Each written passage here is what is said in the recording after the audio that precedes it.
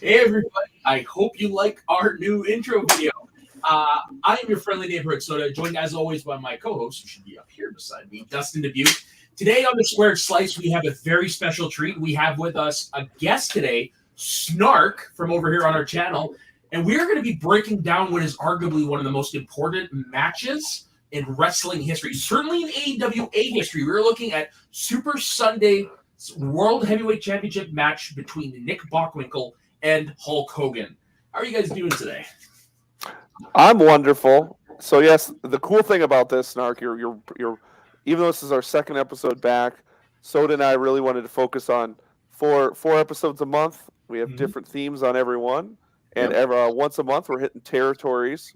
And it just so happened that we were chit-chatting with all of us together, and you happened to throw in some random AWA facts. Yeah. And we were like, well, I mean, we have our first territory episode coming up. What a perfect time to do the AWA. Yeah, and it's the best one by far. Like, well, maybe a little biased with that. Maybe that the AWA was the best, but it has some great characters. It has some great behind-the-scenes stories. It had some great matches. Legends passed through there, made their bones there for sure. If you look at the list of legends, it's pretty impressive. The match we're talking about might not be one of those matches, but the importance in wrestling history, I think can't be denied. Not at this time, anyways. Well, this is more your guys' territory because you're both from that Midwestern area, Snark in Winnipeg and Dustyn in Wisconsin. Yeah. So like the Crusher. So my first exposure to, like, for example, my first exposure to Nick Bockwinkel had nothing to do with AWA. It was this WCW president on-screen president in the 90s. Yeah. But we'll start with our guest. What was your first exposure to the AWA? Going there, like my dad would get tickets. My dad was running a air conditioning installation business at the time, so he would set up like this is big style, like set up the air conditioners in like hospitals and factories and blah blah blah. So for some reason he would get paid, and he would also get paid in wrestling tickets. He would just get a bunch of them. He'd give them to his guys, he'd give them to me, and good seats and stuff like that. So this is when I would say from the time I was about 4 years old till I was about 8 years old. And I would go to a match, if not every month, every couple of months. So I remember seeing the matches live at that time more than I was watching them on TV, just because I think they were on just around the time that hockey was or something like that. So I'd watch hockey. Okay. But eventually I started, this is Jesse the Body. It's like, I know, I've seen that guy. This is Mad Dog Vachon and stuff like that. It's like, I actually met that guy. So yeah, so that's how I got into it. So my dad taking me all the time. When my brother would come, my brother lived in just outside of London, Ontario. Okay. So he was a huge wrestling fan. He was 5 years older than I was. So he would come in with his Pro Wrestling Illustrated, and that was like the thing. When he came in, we had to go watch wrestling and stuff like that. But then he'd tell me about all these other territories and stuff like that. Like he had the WWF over there. They'd also get NWA and stuff like that on TV. And like Angelo Mosca, I think, was in the NWA at that time. There's a name I haven't heard in a while. Yeah. And then his favorite was guys like Rocky Johnson and stuff like that. Canadian. Yeah. So he would come over here, and this would be his chance to see Rick Martel. It would be his chance to see the East-West Connection, like all those guys from his magazine. East-West Connection, Adrian Adonis and Jesse Ventura, correct? Yeah. So good. They were so good. And then cage matches and all this other stuff. Like, and this just happened every month or whatever. They had something like this going. 50-year-old wrestlers fighting 20-year-old wrestlers in a cage, and some of their moves are just scratching each other's backs and stuff. I love the back scratch. It's so good. Like the hardest thing in the world. Like, I love it. I love that. Everyone could sell it to you. And Vern Gagne would go out with 60 years old or whatever and do this thing. Did he win his last title when he was in his 60s or something? He was pretty well up there. He was going. Yeah, I've seen him wrestle. I've seen him wrestle with the Mad Dog, I think, versus the East West Connection in a cage. Ooh. I've seen him wrestle with the Mad Dog against, I want to say, Jerry the Crusher Blackwell and the Sheik Adnan El Casey. I love both them guys, by the way. They're awesome. Is that the same Sheik that trained Rob Van Dam's and Sabu's uncle? Is that the same Sheik? No, or is it different Sheik. Yep. Okay. Side note, Snark. Soto knows because I sent him messages. But I went to my first indie show about 4 or 5 months ago, and Sheik Adnan El Casey managed one of the dudes who was wrestling on the show, and I was like, there's this like 80-year-old man in the Sheik outfit, and I turned him a guy at the show. I'm like, that can't be Sheik Adnan El Casey, is it? He's like, no, that's him, man. I'm like, God, he's still alive. He's still around. Is he still black mustache? No, he's shaven now, but I was just like, I don't know if you've ever read his book, Snark, but that is I had no idea.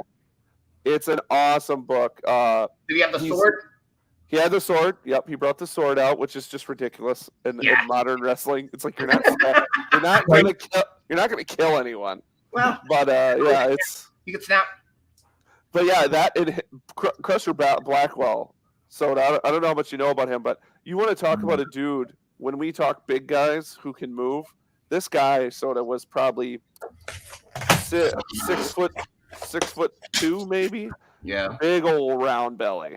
Yeah, they listed him at 450. I don't think he was 450, but he was $4 bills. Yeah. He's not one that I heard about because my dad was watching wrestling like back in the days on that. So he's not one of the ones I heard about. I heard more about Gian Fede and Andre the Giant and Don Leo Jonathan. That's more the big guys I heard about growing up. If I ever hear the place Stone Mountain, Georgia, the one thing that jumps in my head is Jerry the Crusher Blackwell. Isn't that also Jake the Snake's? Yeah, that's what I think of when I hear it. Yeah, no, I hold like the Crusher's here and Snake would be there. Yeah, Blackwell was awesome. He's one of the big stars of AWA for sure. Like as I got older, legit heel. People hated this guy. And he had he was great on the mic too, and he had some awesome promos. I still remember him coming out with a board with a nail in it, and with a towel, and talking to Okerlund, and he pounded the nail into the board with his head. Yeah, like blood pouring off his head. This is just in a promo. So good. That's the stuff you miss. Is that rugged, like ridiculous stuff. So Snark, what years are we talking here? Just based off the guys you're saying, what's this, mid 80s, early 80s? This is late 70s, early 80s. Yeah. This would be till about 1984, I want to say. Maybe like 83. I remember after the Exodus, we still had it for a little bit, and then I had moved to a town, a smaller town in Manitoba, and we didn't have the AWA at that time on any of the channels I could get. And I remember there was a Fox station we could get from Minnesota, I want to say, and that was my first exposure to WWF. And this was just around the time of the first WrestleMania. So 85.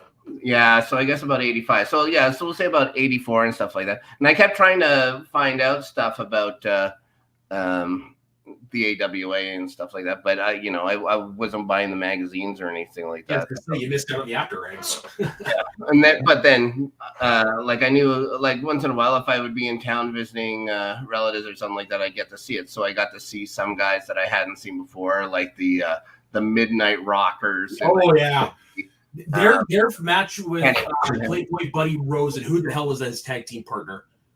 Oh shit! It's such a good match. Like if I remember correctly, Michaels is like bleeding like a stuck pig throughout the whole thing. Oh yeah, the AWA didn't give a shit. They like bleed away. Buddy Rose and Doug Sanders, that's what it was. It's on this DVD. No. And that's when because AWA was that first territory that Vince McMahon, really sucked. Obviously we're going to talk about Hulk Hogan and Mean Gene. That was the big one. But the Exodus, and then after that. Yeah, and the Exodus came too is the thing that people sometimes, because it was that 83 to 86 of WWF is really weird because it hasn't hit its stride like Vince did with Hogan, Andre, the people you'd go to know. Yeah. Because people forget in 83, 85, he had the Crusher. He had Baron von Raschke. He had Mad Dog Vachon wrestling like opening matches, getting beat by the dude like Junkyard, the guys Vince wanted to push. You forget all the AWA guys went there. Well, like here, this is from Wikipedia. Like here, this isn't all of them, but this is some of them. So you had obviously Hogan, you had Mean Gene, Adrian Adonis, Ken Patera, Jim Brunzell, David Schultz, Whitey Richter, Jesse Ventura, Bobby the Brain Heenan. Jesse Ventura is the thing that really started turning the tides, I think, when he went. Yeah. Then they started getting those other guys you were mentioning, like Adonis went over and stuff like that. And I guess I remember there was like a clause that AWA had. It's like you had to give, what was it, 2 weeks or 6 weeks notice or something like that. And nobody did except for one person. Which is the greatest match. I was going to say, was Heenan, right? It was Heenan, yeah. There's another match I was at, and I know they had two. I know they had one. I can't remember if it was in Denver or if it was in St. Paul's, but I was at one of the Greg Gagne, Bobby Heenan Weasel matches. The Weasel. Weasel. Awesome. Yeah, and I guess they only did it twice there, and then they did it once in the WWF with the fucking Ultimate Warrior of all. Yeah, that's the only one I've seen. And oh my God, Heenan's reaction when he wakes up and sees that he's just a suit is, guys, go back and check that out. It is genius. There's a reason this guy is considered the greatest. I'll always say the Gagne one. The Gagne one's the best. Yeah. You'll have to YouTube that after the AWA ones were even goofier because, again, it was his territory. Yeah. Them, and we'll talk about it here in a little bit when we get to the match. It's always fun to watch them old matches and see how crazy the crowd is. Mm-hmm. They're so into it. And when, yes, it was crazy. They were so tight. They're right. Yeah. I noticed during this match was just how, like, I mean, it appeared to be the same distance between the railing and the ring, but there was just something about it where it felt more, it felt like they were there, Yeah. It's so true. So then a couple other questions. I know. Hi, buds. I know. I'm like, people are gonna wonder what the hell this like random piece of clothing is behind me. So who are some of your favorite guys there, Snark? I know you've talked about a few of them, but well, I was a 6-year-old kid, 7-year-old kid, so I friggin' loved the High Flyers. Yeah, Gagne, Jim Brunzell, yeah. Gagne and Brunzell were awesome. Mad Dog Vachon, I really like that guy. As you guys know, I play 1860 vintage baseball. That's a thing I do. Yeah. As Soda knows at least, where I wear 1860 uniforms and play baseball with no gloves on.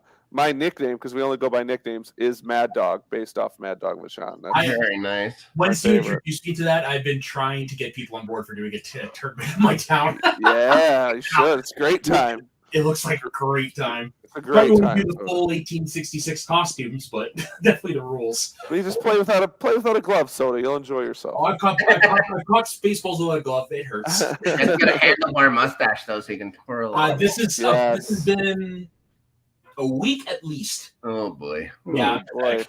Your under neck's looking good there. Though. Oh, I can definitely grow the neck beard, no problem. Yeah. I'm just missing here and here, even though you can kind of see the silhouette. But yeah, no, that's the keep. Keep going. But yeah, no, I agree with both those first ones. Baron von Raschke, of course. Who had no idea. Not that long ago.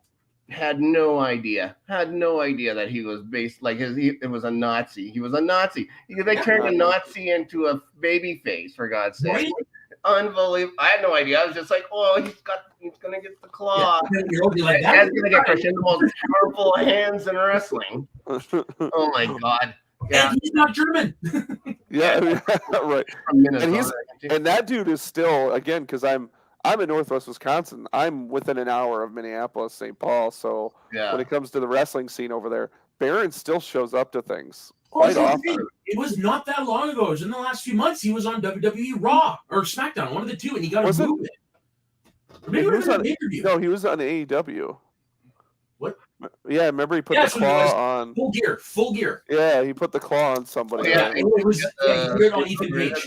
The big cape or the big robe or whatever with the hood over top of it. I don't think he did. No. Unbelievable. Oh no.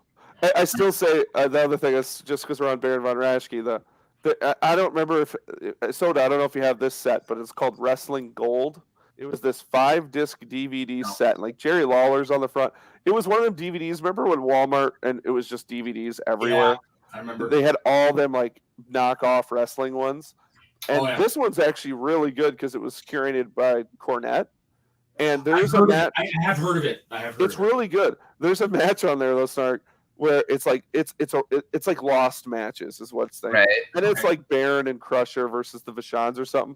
There's a bump in it where it doesn't sound funny, but if you saw it, it's Baron's on the ropes, he's standing there, and he gets knocked off. He does not. But instead of knocking off, because like we just said, the crowd was so close, he just fell to his butt, and his back caught the guardrail. So he was stuck, and his feet were pointing straight in the air, and he was off the ground. And he was just sitting there like this, which is hilarious because Baron went for it. He sits like that for a solid minute. And all you see are feet sitting on the side of the ring as they're wrestling. It's awesome.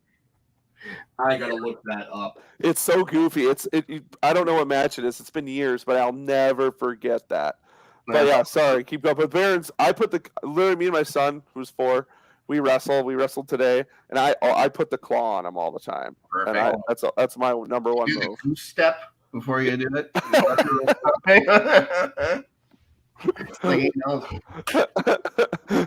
Yeah, that's all I need. My kid walking into daycare tomorrow. Like maybe cut out the goose step. Your wife gets on the phone. Dustyn, can I talk to you for a moment? Oh my gosh, that's so funny.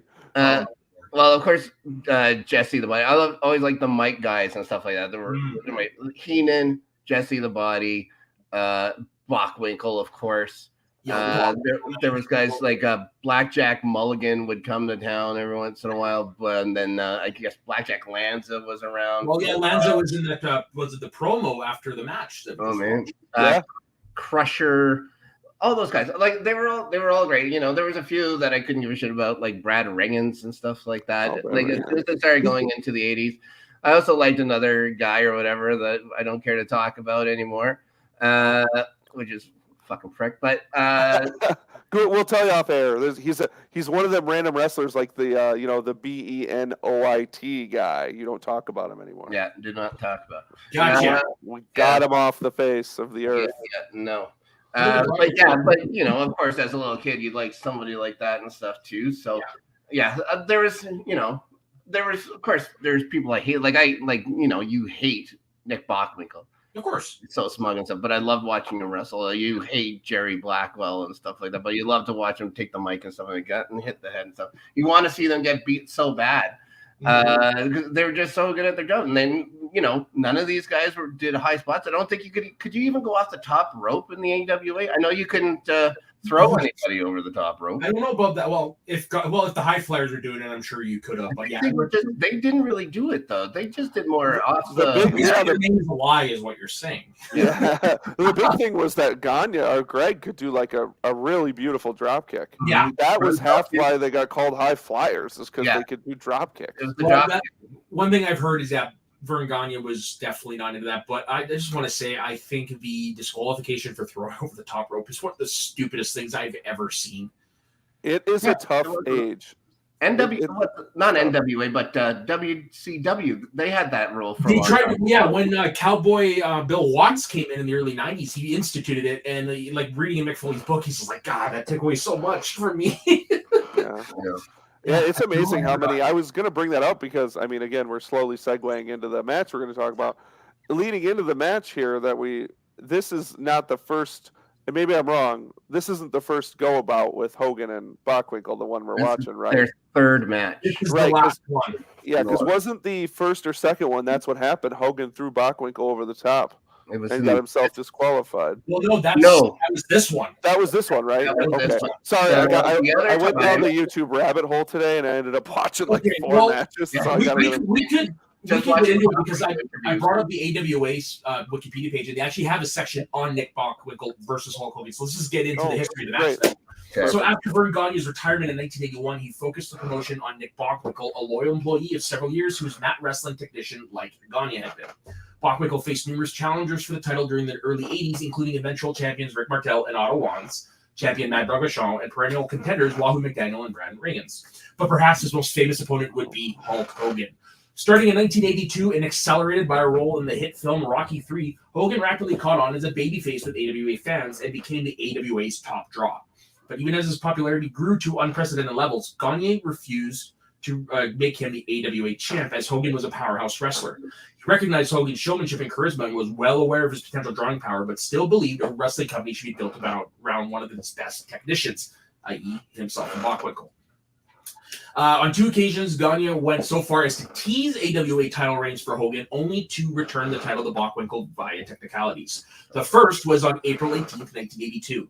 Hogan defeated Bockwinkel with the help of a foreign object that Bockwinkel's manager, Bobby Brain Heenan, had interjected into the match. After the 3 count, the belt was awarded to Hogan, and he was announced as the new champion. However, Heenan informed the referee of the object, and the referee questioned Hogan about this. But the blood on Hogan's face was evidence that the object had also been used on him. The ref stood by his decision, and Hogan left the arena as the AWA World Champion. 6 days later on AWA television, Stanley Blackburn stripped Hogan of the title and returned it to Bockwinkel. Stanley Blackburn and the Championship Committee.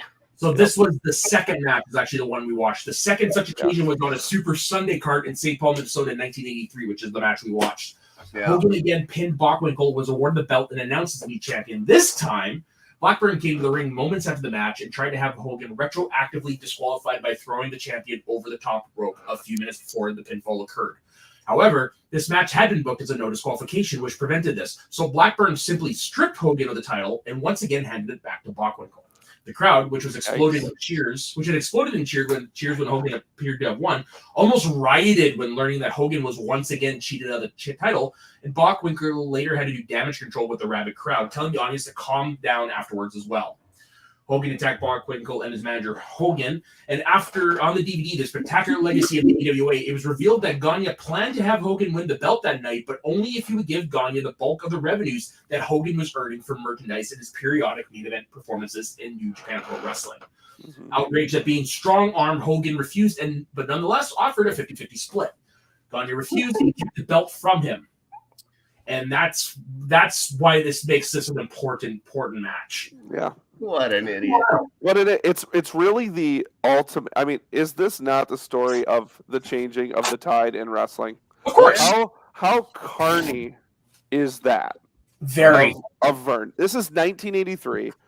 Everybody sees the writing on the wall. Everybody knows what Vince Jr.'s coming. Mm-hmm. And here's Gagne, still living and breathing by, if you weren't an amateur wrestler, if you weren't an Olympian, if you weren't a football player, we can't put the belt on you. And here he is, like, it's so old school at a time when you shouldn't have been old school. And not just this, like everyone says, oh, when he entered the WWF is when Hulk Hogan was born. No, it was actually born in the AWA. And Hogan was the first wrestler to actually sell merchandise. And that's basically what it came down to, was the merchandise. Yeah. And the reason why Vern was doing this because he was going broke. Yeah. He was going broke. He was his, like you said, Snark, at this time, when you look at that, there's that map out there where it kind of like shows you the territories at their heyday. Mm-hmm. The AWA territory is fucking mungus. Like you said, huge in Canada, Montana, the Dakotas, Wisconsin, Minnesota, Illinois. I mean, Denver. Into Los Angeles, they had right. You're a monster, and then by this time, I mean, it has all but shriveled. Mm-hmm. Back to that Milwaukee to St. Paul corridor, which is like about in North America, it's about a 5-hour window from south of Wisconsin up to where Minneapolis is. Mm-hmm. That was the bulk. I got the map. I found a map. Right. And this is what it is. So you had All-Star Wrestling all the way over in Vancouver. Stampede had Alberta, Manitoba. AWA took up part of Manitoba, and then you're going to have to help me because I don't know these states.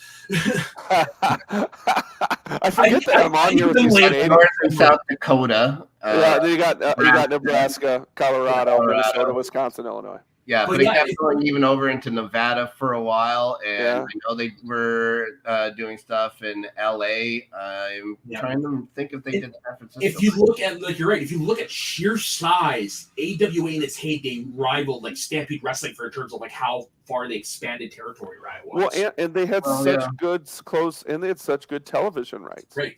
That's one of the things I always heard.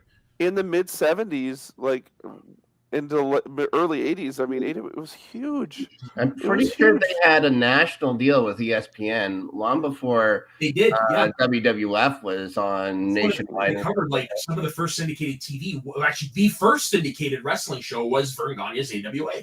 Yeah, in Chicago, I believe. That sounds right. I mean, and that's just the thing of the. So before we get totally into it. So, Snark, do you remember, since, you were watching this before we were born, do you remember when Hogan was, like, there? Do you remember that whole shtick? 100%. I remember. What was it like? He was super popular and stuff like that. At that time, when he was, from Thunderlips on, I can't remember if I saw him. I remember seeing him a bunch before that. I remember him having, like, arm wrestling matches with Jesse the Body and stuff like that. And he would have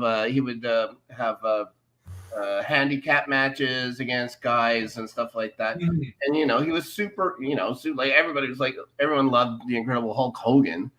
And it carried over to when he went to WWF too, of course, that guy and stuff like that. He rubbed the way, but he originally, like, you're right. He was, when he debuted in AWA, he was a villain, and he was managed by Luscious Johnny Valiant. There's a name. Johnny Valiant. Yeah, that's before I remember him though. I just remember him more as the face and stuff. I do remember him for a while being from New York City or something like that. They used to call him that he was from Apple or something like that. Well, look at him. Yeah, well, back then, like, that was, if you wanted to make sure you're a villain, you put him like from somewhere that's, an enemy territory or whatever. And of course, later when you went to WWF and whatever, you became billed from Venice Beach, California, even though you're really Floridian. Yeah, no, he was saying Venice Beach, California, and then AWA too. They just kind of. Oh, really? Oh yeah. Eventually, I'm pretty sure in this match, the one from Super Sunday, they said from Venice Beach, California. Yeah. Okay, I must have missed that. And it's wild because this is pre-WWF, like his famous run in WWF, but you see all of basically Hulk Hogan, the immortal Hulk Hogan was already there. Yeah, it was there. So he arrived in WWF ready to go. I was watching a couple of matches, just like random matches. Like, I fell into the black hole. And it's like, okay, I want to check out this. I want to check out this. I want to check out this. And I don't know did Rashke have that thing before Hulk where you'd start beating him down, he'd just stop, and you hit him again, he'd get up a little bit taller, you hit him again, and you start shaking and stuff like that. Did Rashke have that before Hulk? Did Hulk take that from Baron von Raschke of all people? Rashke, I would say, based off what I've watched and know of him, he's an odd duck when it comes to selling moves anyway. Mm-hmm. Like, I mean, if you remember, or if you ever rewatch some of his stuff, he's either overdoing it, where like every punch looks like he's getting hit with sledgehammers and he's just bouncing all over the place, or he's doing the thing where like, he literally does. I mean, because when you say that, it does. I do picture him doing that. Yeah. Well, I want to say I think I heard that came from Superstar Billy Graham, because it's basically Hogan is a fucking is a lot of Superstar Billy Graham and Hulk Hogan, that's for sure. Well, the King of the mustache and stuff. Yeah. So, as we get into the match, the one thing I want to bring up. So, again, you guys, anybody watching this can go on YouTube. I'm sure Soda, in his infinite wisdom, will throw a link down somewhere in the thingy. You're the best. But Snark picked a great clip because I like the one you did, because I was watching the match. Yeah. And I like the one you chose because it has the promos at the beginning and a little bit at the end to tie it up. Yeah. My favorite part to start off, so they do an interview, Mean Gene with Bockwinkel to start this off. My favorite part is it's in this little studio, and there's like I don't know, is there an audience? Is that what's there in the background?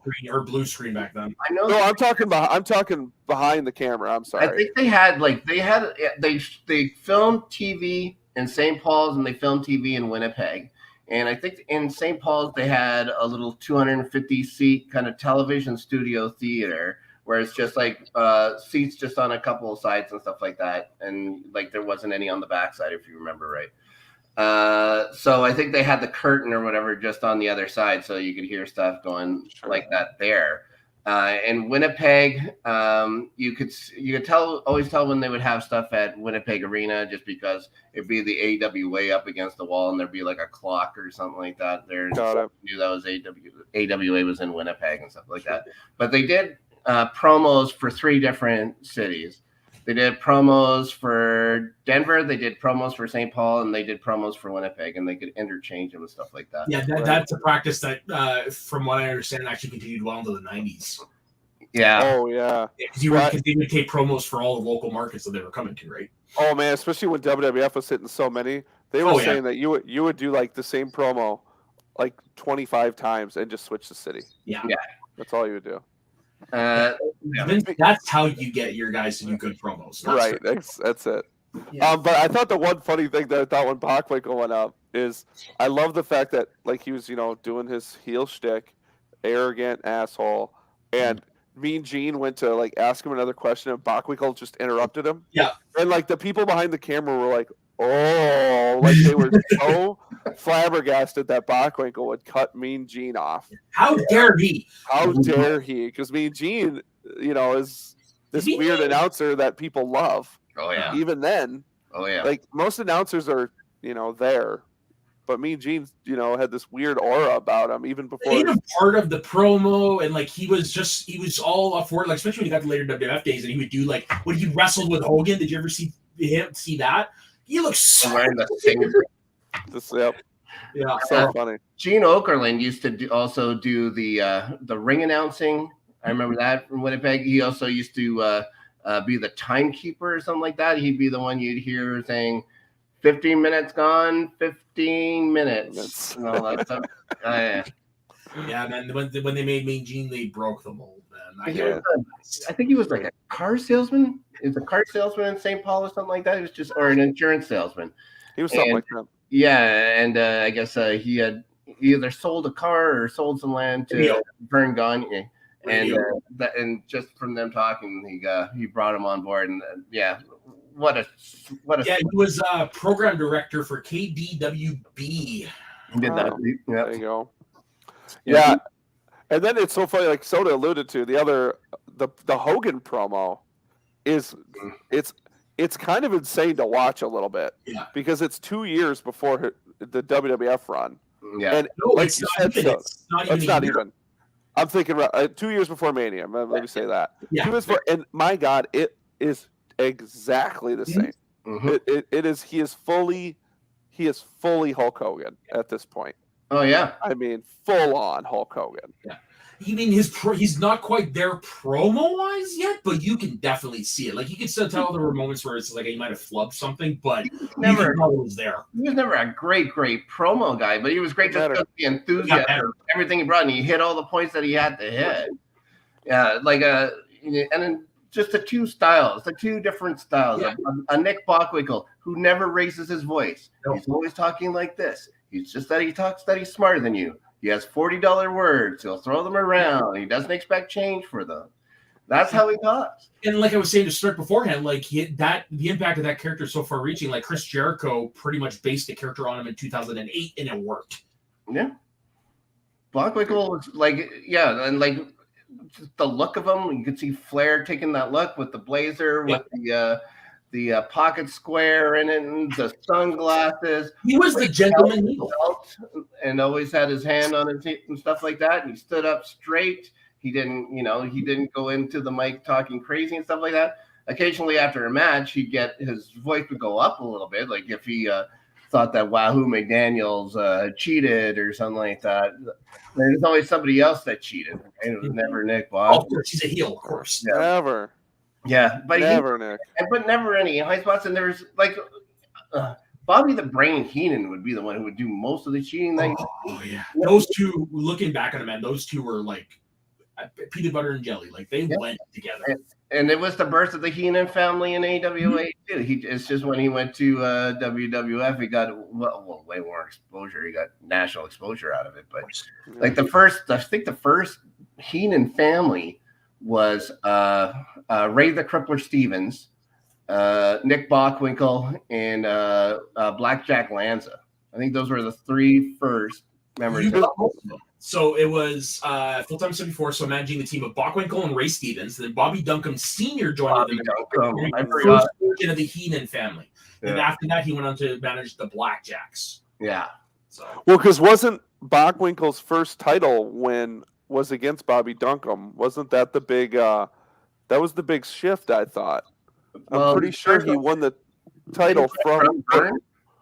Oh yeah, his first one was Vern, right? Yeah. Because he had the AWA title four or the five first times. time he won it was against Vern Gagne on November 8th, 1975, when he was 40 years old, ending Gagne's 7-year reign. Yep. People talk about the Triple H reign of terror, and they forget that back then people would have reigns for almost a decade. Yeah. People loved Gagne though. I know there's a little bit of history with like we talked earlier of how Gagne probably late 70s on, kind of turned into the grumpy old man. But that dude, I was listening to Jim Cornette today, and he was talking. They were talking about promoters who were so ungodly famous, and Jim brought up. He's like, Vern in Minnesota was one of the top 3 most famous people for probably a decade. I heard that. This guy was a sports legend that could get away with murder in Minnesota, and did. By the way, he did. It didn't live. He did. They didn't touch that in this. That's for sure. No. He was in his. That was when he was in his home, right? He was in a. Yeah, that was after that. Oh yeah. Vern, God, when he body slammed that guy and killed him in the home. Yeah, that's what happened. Former Olympian. Oh yeah, it'd be like if Bret the Hitman Hart was running Stampede Wrestling at his zenith, at his belt. Yeah, that'd be the popularity, like in Calgary of Bret Hart. That's Vern Gagne, huge, Minnesota. Yeah, that man is still gone here in Canada. Yeah, I mean, even in Minnesota, I mean, Greg Gagne is still around heavily, and he's around, and the Vern name and the AWA logo and stuff, it's ingrained, right?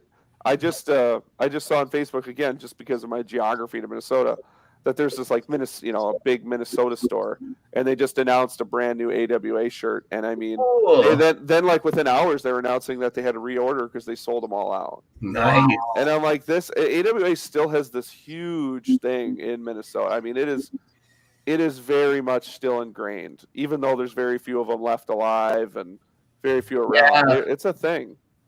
I was thinking about that, just like the legacy of the AWA and just who's left, like who's left that I would have remembered and stuff like that, like involved, because even like Shawn Michaels isn't really all that involved anymore. Oh no, Shawn Michaels is, but he's more he's a coach down at NXT right now. Okay, yeah, but he isn't. Yeah. Like you could say Larry Zbyszko is still alive and stuff like that, but yeah, he isn't. Zbyszko looks rough. Martel's still going, even though he doesn't do anything wrestling. He was one of them guys that cut it out. That guy was so underrated. He deserves to. He was a world champion, like legit. The AWA was the world championship, and he was the world champion. And that's usually what they call AWA's dark time. Yeah, is when he was the champ. It's just too bad because he was great as their champ. Looking back at the time. I was as a kid watching Rick Martel finally win that championship and stuff like that. It was great, and especially he was a Canadian kid and stuff like that. Oh yeah, and the second where there was a history of like Quebecois wrestlers in the AWA, with the Vachons.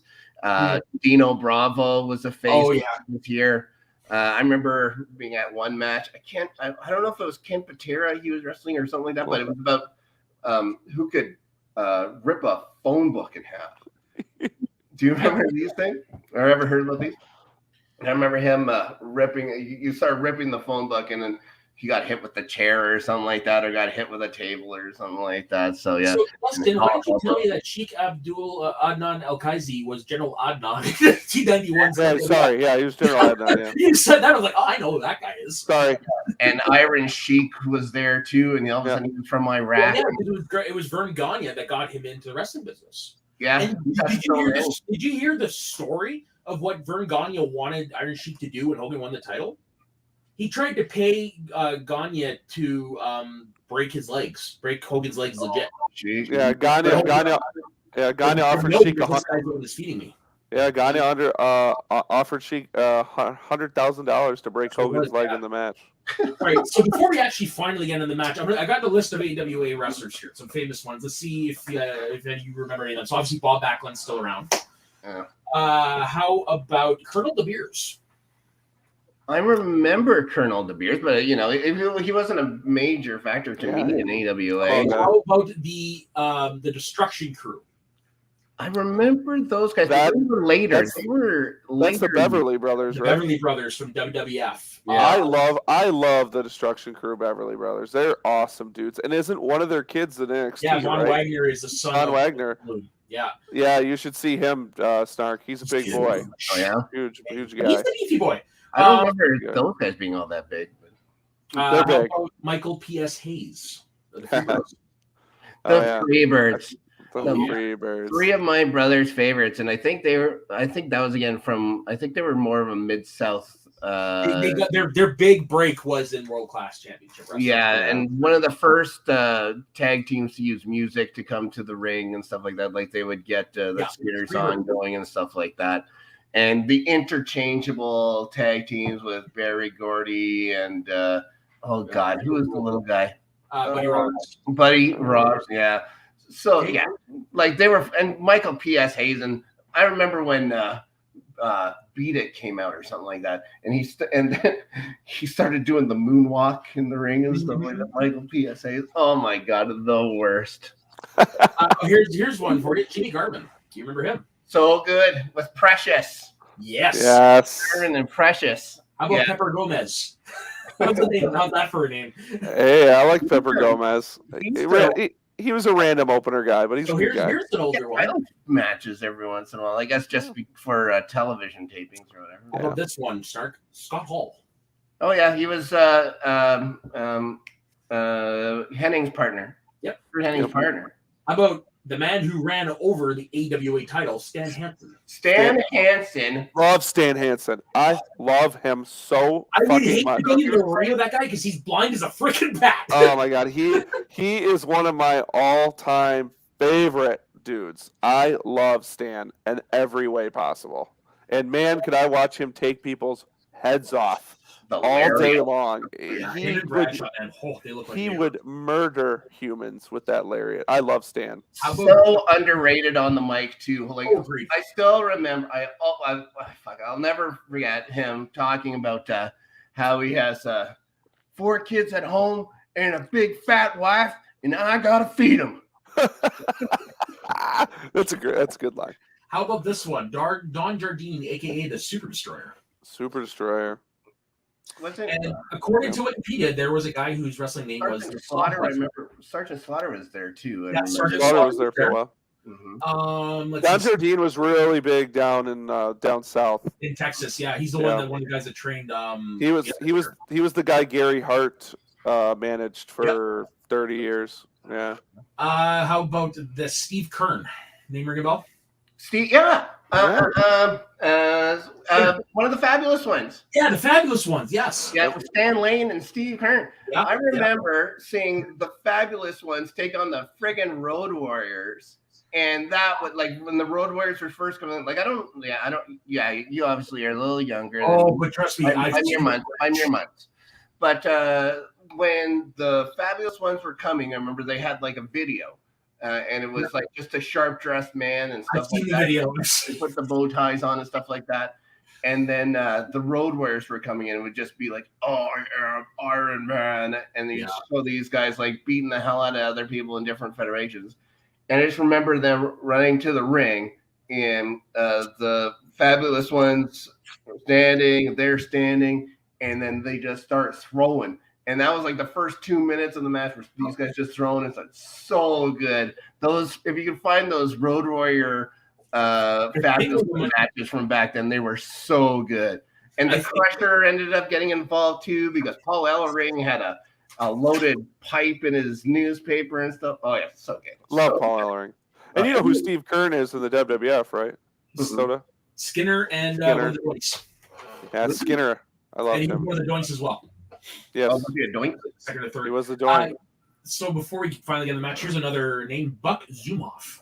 That's the one we weren't going to talk about. That's the bad one. Oh, sorry. Never mind. Soda ruined it all. Hey, I didn't know, but never mind. We will not talk about him. Don't Google him. Don't Google him. Yeah. No. The Mongolian Stomper. Big fan of the Mongolian Stomper, too. Awesome. Awesome. Tommy Rich. I love fucking Tommy Rich. He just died not too long ago, I thought. May rest in peace. Yeah. Tommy Rich was awesome. Great Southern guy. I liked him. Or how about Nord the Barbarian? Yeah. No. Or as we know him in WWF, the Berserker. That guy. Yeah. Nord was the guy who got the shit kicked out of him in the AWA by that's a famous backstage story. He was kind of a prick and he got his face rocked by someone. I don't remember who it was. But Early Race, maybe. No, he didn't. I'm not gonna lie to you. It might have been. Yeah, he didn't suffer any fools. I've heard, that's for sure. That's true. Nails. Mess with, that's for damn sure. I was just thinking about like tag teams and stuff like that. I like how underrated were the High Flyers. I just keep thinking about that now, and like people shit on them because he was the boss's kid. But Greg Gagne was a great fucking heel to kids. Like I thought he was the best. Jim Brunzell was the best, and I thought he was wasted in WWF. I didn't understand it. Why he wouldn't be there with friends. Like with Greg, I never really, Well, Greg never went over, but I never understood why. But if you Greg, knew them more, you still remember them. Greg had a lot of loyalty to His dad. Yeah, he really did. I mean, I know he went in the 2000s. He finally went over to WWE as an agent. Yeah, for a little bit. Company had already gone bankrupt, right? Like, yeah. and WWF picked up the scraps or whatever. Oh yeah, yeah. I think the bankruptcy officially was like 1992. Something like that, yeah. Something like that. Because they were still on ESPN in 91, 92. Those are brutal to watch. I mean, it is unreal who is wrestling. It's not good. It's crazy that stuff was on television. Yeah. It was so bad. And of course, the original Midnight Express came from there as well. Dennis Connery and Randy Rose. Yep. Yeah, it's good stuff. I mean, yeah. As well came from there too. Love the Nasty Boys. Yeah, the Nasty Sensation. But we're not here to talk about that. Let's just talk for a minute about the actual match. All right. So yeah, growing up, how big was this match to you AWA fans? It was huge. It was incredible. It was huge. It was Hogan was finally going to get him. Like Bockwinkel was going to get it.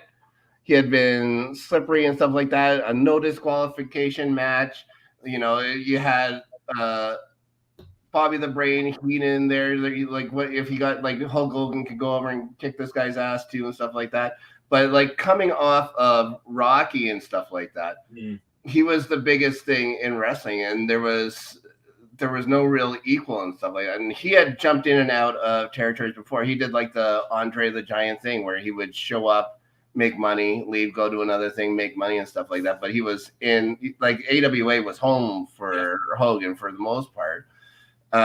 When I just remember, like I can remember watching on TV and stuff like that, them having to like the scroll and stuff like that underneath or whatever, but after the match and stuff like that, it was like Hulk Hogan has left the company, and being so upset. But for the match itself, like it's not like I didn't see the match until almost a month after it happened. Oh yeah. Because it wasn't pay-per-view. What did they call it? Closed circuit? Yeah, closed circuit TV. So they didn't even they didn't have it in Winnipeg. Well, they could have you could have gone to a bar if they were showing it and stuff like that, but they didn't actually show the match till much later. So we've just heard what happened that Hogan had won, but they stripped the title of him. And so you figure, at least have had done something in the ring and stuff like that. But no, he won. He won a no disqualification. He did a move that would have been fair in a non-disqualification match. Or modern day wrestling. Right. And they still took the title from him. It was unbelievable. It's unbelievable. Like, yeah. It'd be like if Biden wins the presidency and then the Senate came in and says, nope, it's Trump's. So like Trump wanted to happen. Yeah, right. Yeah, well, maybe that's where he got the idea from. Yeah, that's it. Well, you know what? He is in the WWE Hall of Fame, so maybe. Oh my God. Right. It's true. It is so funny. Like it is like it. I thought that when I watched him, like, this is insane. Like, could you imagine being, again, if you're a paying fan? And they were freaking insane. They were insane the whole match. They never stopped. That's what I love. I know I brought up earlier. That's what I love about these old when you get like, it's so different now. But these people in these territories were so, like you, were so invested in this product that I love the fact that you can watch a match for 20 minutes and the crowd is always loud. Yep. Like they just can't hold themselves back from it isn't canned. Like, you can tell this is genuine. Like, this whole thing is genuine.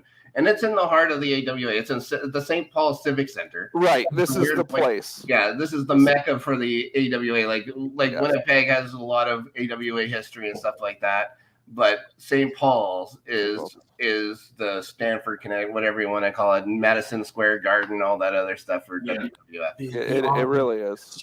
But one of the parts that I was having the most fun with the match was what I actually thought was actually really funny was every time Hogan would go to beat Bockwinkel, he just Bockwinkel always figured out a way to not lose, like get a foot on the rope or just be moved. I'm like, that's so. That's because I'm like, that's such a good, like, Bockwinkel says it in his promo, like, he's a big dumb animal. Yeah. And I'm smarter than him. And I'm like, oh my God. So again, it's like stuff that almost blows your mind. Again, Soda and I watch a lot of modern wrestling. Yeah. And I can't even tell you the last time where somebody just says something super small like, this guy's a big dumb idiot, but I'm smarter than him. I know he's stronger than me. You know, I was just thinking about this. The closest is probably MJF. Yeah, because he's a small dude. He's a smaller dude, but he acts like he's smart. He always says, I'm smarter than you and you know it, or I'm better than you and you know it. And when he actually wrestles, he's a great wrestler. So I would say he could be the modern day equivalent of Nick Bockwinkel. Yeah, truly. That's a good comparison. Yeah. But yeah, I just love that. That's good. Or Nick Bockwinkel being the mat technician that he was and stuff like that. One of the all-time best. Hands down. What do you have? 4 holds? This entire thing? I was going to say that Hogan kills him in this. Yeah. Well, what's the thing? Like, all Bockwinkel did was like headbutts every once in a while. Bockwinkel was a great seller. Oh yeah. You watch him wrestle. He knew how to make his opponent look like $1 million, and that's a what lot of this looks stiff. Like a lot of Bockwinkel's punches and stuff look stiff. I don't think it really affected Hogan, but they look stiff. It looks like he isn't pulling him. It looks hard. It looked hard. The knees looked hard. When he would came off the ropes or whatever and takes that boot to the face, it looked legit. The way he felt looks legit. Everything looked legit that Bockwinkel did. Exactly. That's why. And he was 50 years old. He was almost 50 years old. He's my age. He was my age. Yeah. When he was doing this shit. God damn it, I have trouble getting out of bed after a good night's sleep. But that's Snark, if I ever meet you in person, Snark, the first thing I'm going to do, I'm gonna go for a big kick, and I'm going to see how well you get up off the floor after I do it, and I'm going to see if you can. I'll be down for a while.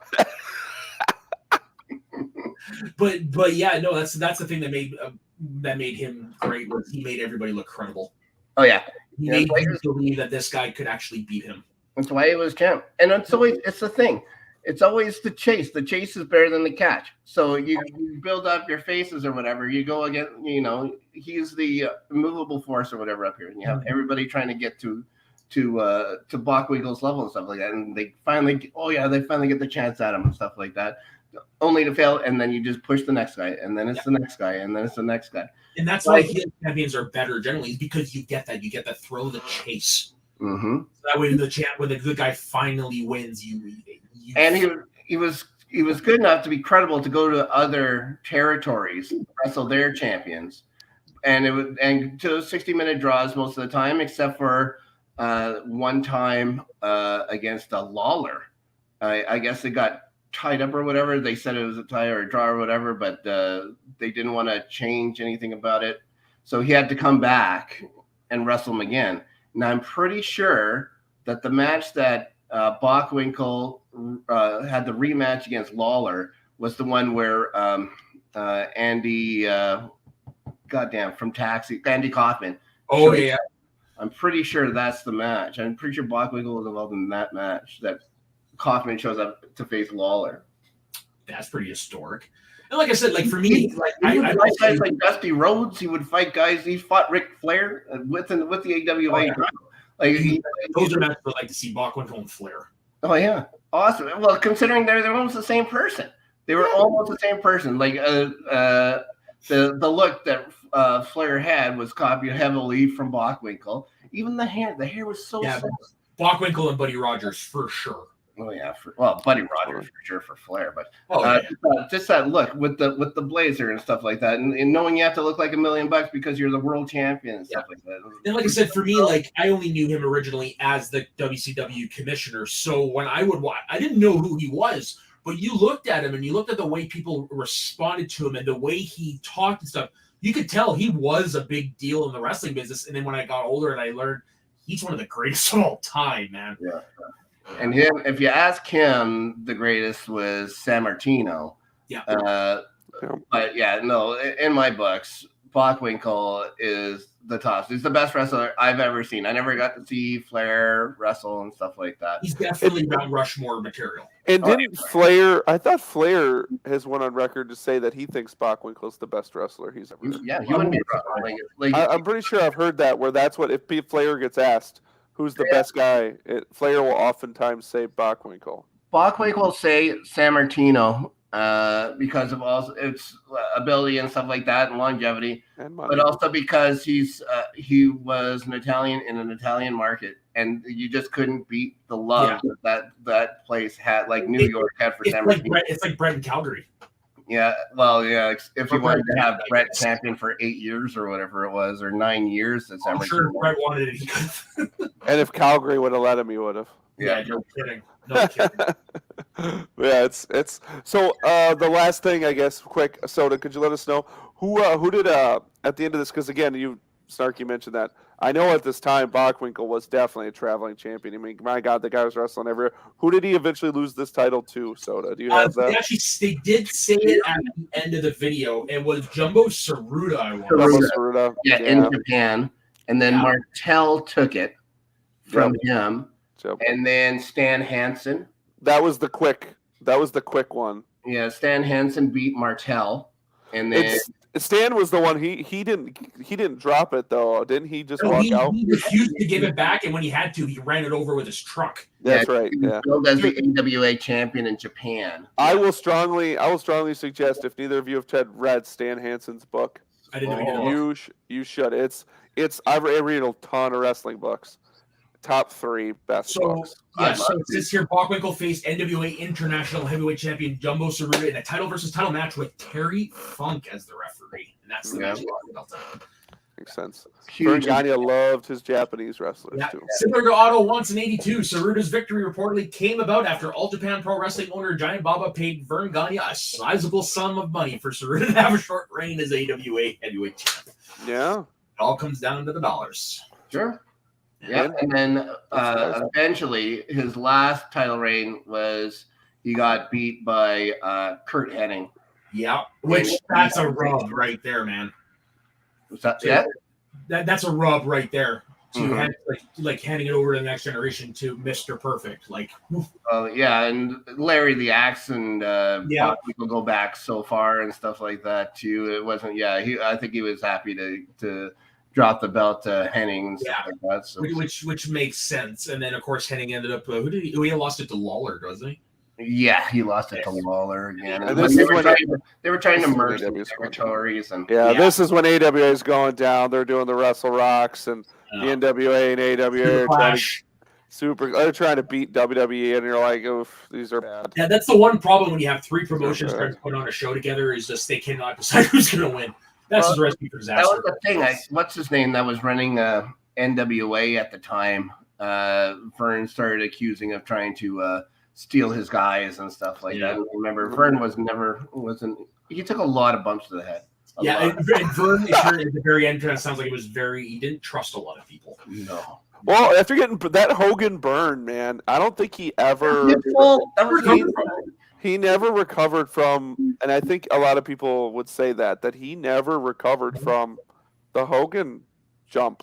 I mean, he had money, and probably Vern, without probably ever saying it, realizes that he fucked up. He fucked up big time.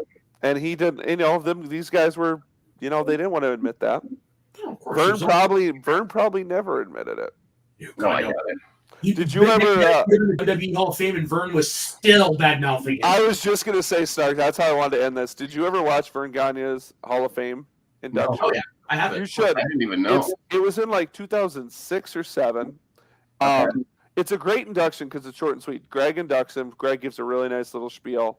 Vern comes out, gives a really short speech, but he has two really good digs, and one of them was, he's pretty old at the time, and he goes, I want to thank everybody here. Thanks Vince McMahon.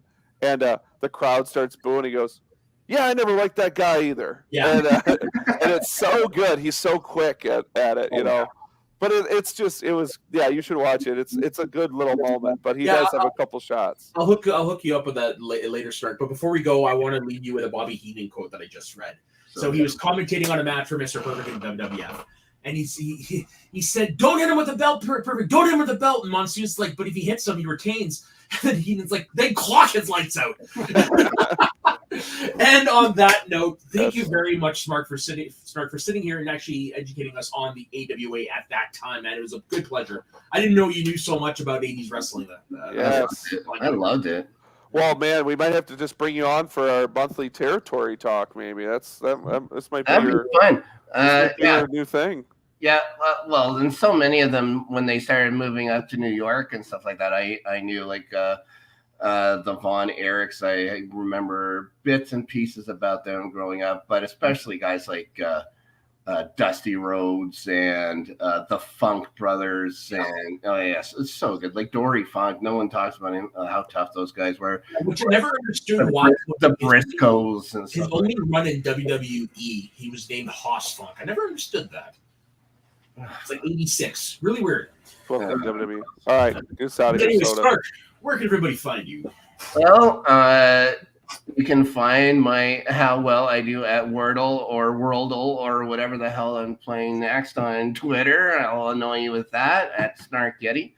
And Tuesdays, you can find me on the Northern Entertainment Group on a show called Have You Seen This? Talking Television. This past week, we wrapped up Boba Fett, the Book of Boba Fett. Peacemaker wraps up next week. I can't wait to watch that tonight. Oh boy! Well, I'll watch it in the morning, but yeah, I work at 6 a.m., so I won't be watching it tonight. But I'm not sure what we're going to be watching after that. Maybe we'll have a few conversations on there, and we'll figure it out. Right on. And what about you, Dustyn? Where can everybody find you? I'm just Dustyn Dubuque on Twitter. Where you can see me, as Soda likes to say, bitch and complain about pro wrestling, as I am one to do. Well, I wouldn't say about pro wrestling, but usually in Tony Khan's comments. Tony Khan, who owns AEW, makes me so upset, and I get so sick of it. He drives me crazy. He's a billionaire with Twitter, and he should stop.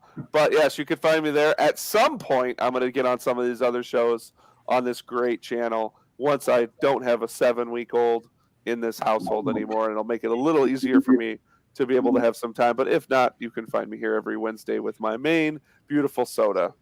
What about you, sir? Well, I was going to say next week, we haven't decided yet, but we are going to be delving into movies with wrestlers in them. So definitely stay tuned for that. But as for myself, you can find me on my personal Instagram and Twitter at soda_the_Saxon. You can find me on predominantly a lot of the shows on here. You can find me tomorrow night on Rewind the Tape, where myself and my good buddy Ben Rader, we're going to be discussing Batman Begins, the 2005 seminal Batman flick.